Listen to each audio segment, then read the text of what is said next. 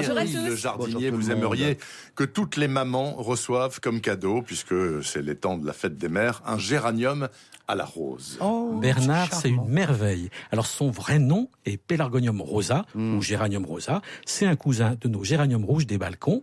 On le cultive en pot, donc de la même manière. Et je vous en ai apporté à tous un pied.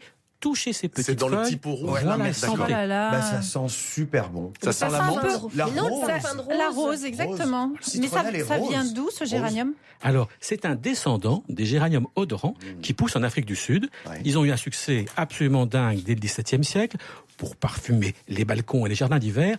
Les dames en raffolaient. Et pas qu'elles, parce que les parfumeurs s'en sont emparés. Ils avaient enfin trouvé la plante dont l'huile essentielle au parfum de rose pouvait remplacer celle des roses de Damas, dont le prix était prohibitif.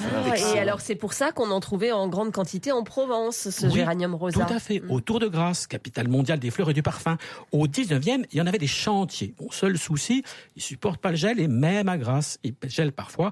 Alors, on l'a ensuite cultivé sur l'île de la Réunion. Là, c'était tranquille. Là, c'était parfait. Là, c'était nickel. Et donc, ça s'achète en pot, Thierry, alors? Oui, et c'est la saison. Alors, tentez votre chance aujourd'hui dans les jardineries, car elles sont souvent ouvertes le dimanche. Oui, bien sûr, oui. Et il y en a aussi dans les expos de plantes. Alors, il est très sympa, il sent bon, mais est-ce qu'il fleurit? Oh oui. Regardez la photo que j'ai prise dans l'arboretum de Chèvreloup, dont j'ai parlé hier. C'est un rose et blanc ravissant.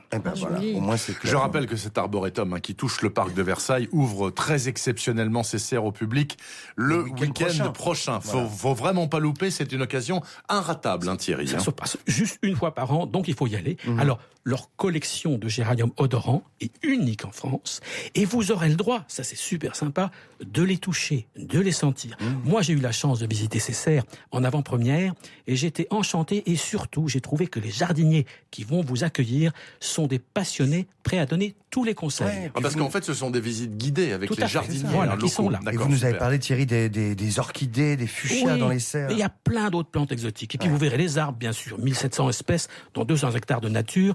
Vous allez bien respirer. Bon, visiblement, là, Thierry, il veut qu'on aille voir ça. 3 et 4 juin, sans faute, l'arboretum de Chèvreloup, donc tout près de Versailles. C'est donc dans les Yvelines, 10h-17h, entrée 4 €, c'est parfaitement noté.